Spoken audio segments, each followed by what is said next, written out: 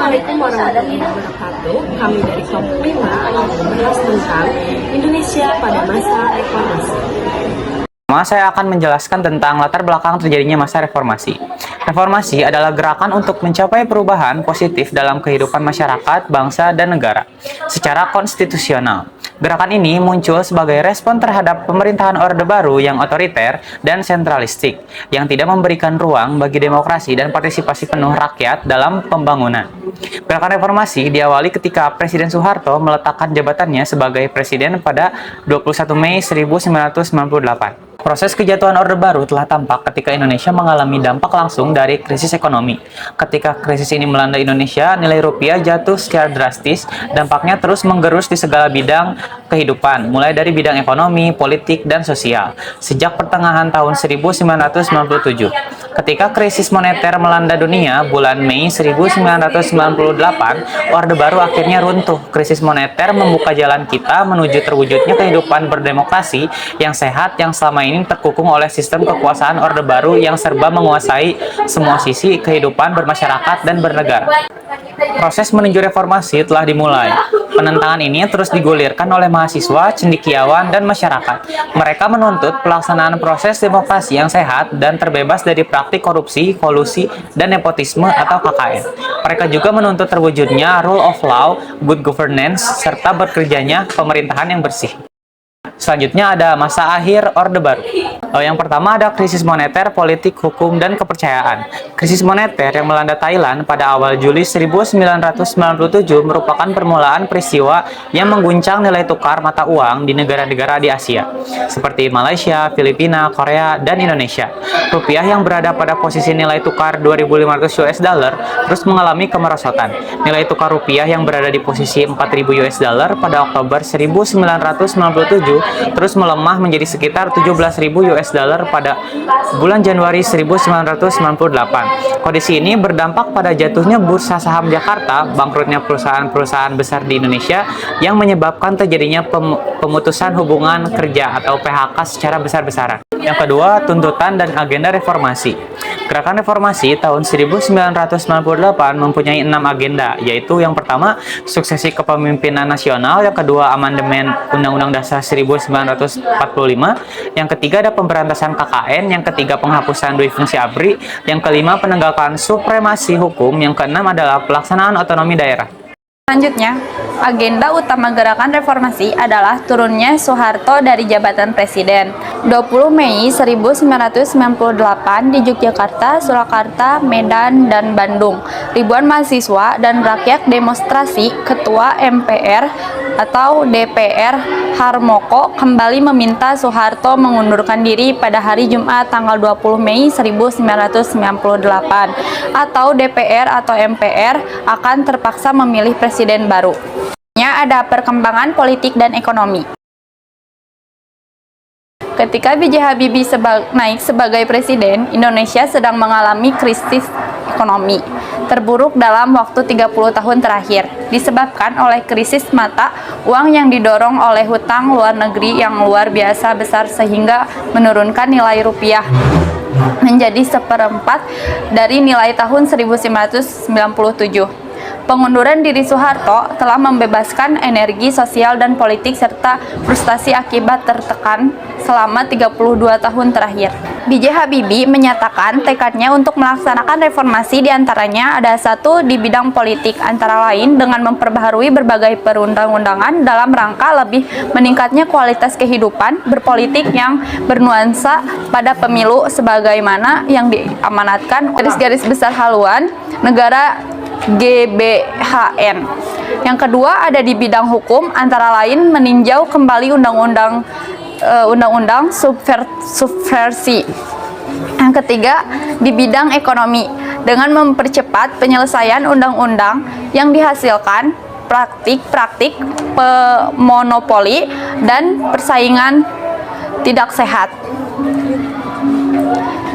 Pada sidang pertama Kabinet Reformasi Pembangunan 25 Mei 1998, B.J. Habibie memberikan pengarahan bahwa pemerintah harus mengatasi krisis ekonomi dengan dua sarana dengan dua sasaran pokok, yakni tersedianya bahan makanan pokok masyarakat dan putarannya kembali roda perekonomian masyarakat.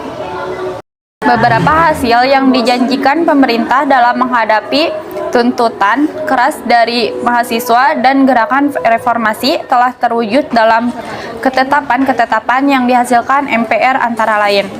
Ada terbukanya kesempatan untuk mengamandemenkan Undang-Undang Dasar 1945 tanpa melalui referendum. Yang kedua, ada pencabutan keputusan P4 sebagai mata pelajaran wajib. Dan selanjutnya ada masa jabatan presiden dan wakil presiden dibatasi hanya sampai 2 kali masa tugas, masing-masing 5 tahun. Dan selanjutnya ada agenda reformasi politik meliputi pemilihan umum, ketentuan untuk memeriksa kekuasaan pemerintah, pengawasan yang baik, dan berbagai perubahan terhadap duifungsi ABRI. Kitab MPR nomor 17 MPR 1998 tentang hak asasi manusia mendorong kebebasan mengeluarkan pendapat, kebebasan pers, kebebasan berserikat, serta membebaskan tahanan politik dan narapidana politik. Reformasi ekonomi mempunyai 3 tujuan utama, yaitu ada yang ke-1, merestrukturkan dan memperkuat sektor keuangan dan perbankan. Yang kedua, ada memperkuat basis sektor real ekonomi. Yang ketiga, ada menyediakan jaringan pengaman sosial bagi mereka yang paling menderita akibat krisis. Perkembangan politik dan ekonomi pada masa pemerintahan Presiden Abdurrahman Wahid. Abdurrahman Wahid, yang lebih dikenal dengan panggilan Gus Dur, terpilih menjadi Presiden Republik Indonesia keempat pada tanggal 20 Oktober tahun 1999 di awal pemerintahannya. Presiden Gus Dur Wahid membubarkan 2 departemen, yakni Departemen Penerangan dan Departemen Sosial dengan alasan perampingan struktur pemerintahan. Pemerintahan Abdurrahman Wahid, MPR melakukan amandemen terhadap Undang-Undang Dasar 1945 pada tanggal 18 Agustus tahun 2000. Amandemen tersebut berkaitan dengan susunan Pemerintahan Negara Kesatuan Republik Indonesia yang terdiri atas pemerintahan pusat, provinsi, kabupaten, dan kota. Pemerintahan Presiden Abdurrahman Wahid mengemban amanah menyelesaikan berbagai kasus KKN yang dilakukan pada masa pemerintahan Orde Baru. Presiden Abdurrahman Wahid mengupayakan pemulihan hak minoritas keturunan Tionghoa untuk menjalankan keyakinan mereka yang beragama Konghucu melalui keputusan Presiden No. 6 tahun 2000.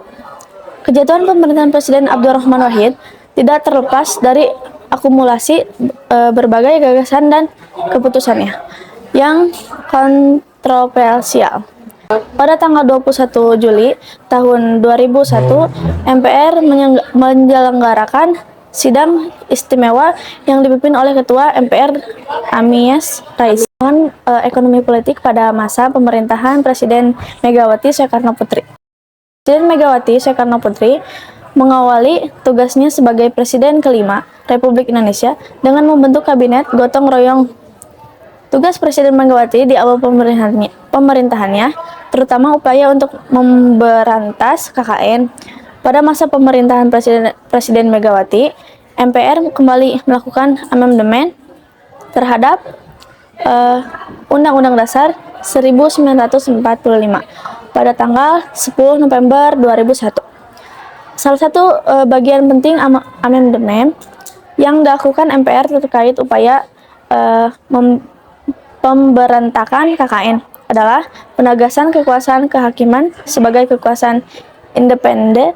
Krisis ekonomi yang melandas Indonesia sejak tahun 1998 belum dapat dilalui oleh 2 presiden sebelum Megawati.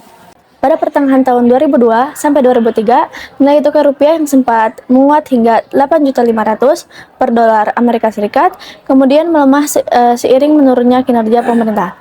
Popularitas pemerintahan juga menurun akibat berbagai kebijakan yang tidak populis dan meningkat inflasi. 2 provinsi yang rentan untuk melepaskan diri adalah Provinsi Nanggo Aceh Darussalam atau NAD, dan Papua. Untuk meredam keinginan melepaskan diri kedua provinsi tersebut, Presiden Megawati melakukan upaya untuk menyelesaikan permasalahan disintegrasi dan perbaiki persentase pembagian hasil sumber daya alam antara pemerintahan pusat dan daerah di kedua provinsi tersebut.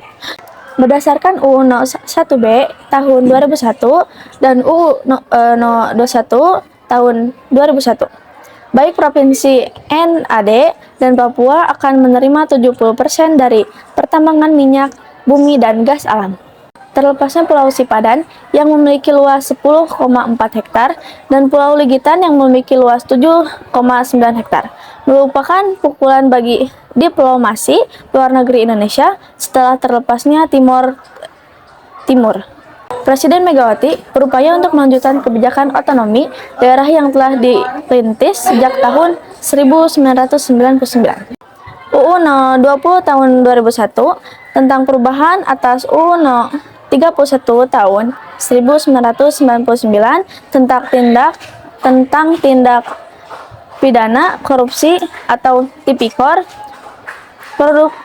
Produk hukum tersebut merupakan produk hukum yang dikeluarkan khusus untuk memerangi korupsi. Perkembangan politik dan ekonomi pada masa pemerintahan Presiden Susilo Bambang Yudhoyono.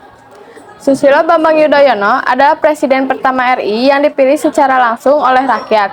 Susilo Bambang Yudhoyono yang sering disebut SBY dan Yusuf kala dilantik oleh MPR sebagai presiden dan wakil presiden RI ke-6 pada tanggal 20 Oktober 2004. Sejak awal pemerintahannya, Presiden Susilo Bambang Yudhoyono memprioritaskan untuk menyelesaikan permasalahan kemiskinan dan pengangguran, serta pemberantasan KKN yang ia canangkan dalam program 100 hari pertama pemerintahannya.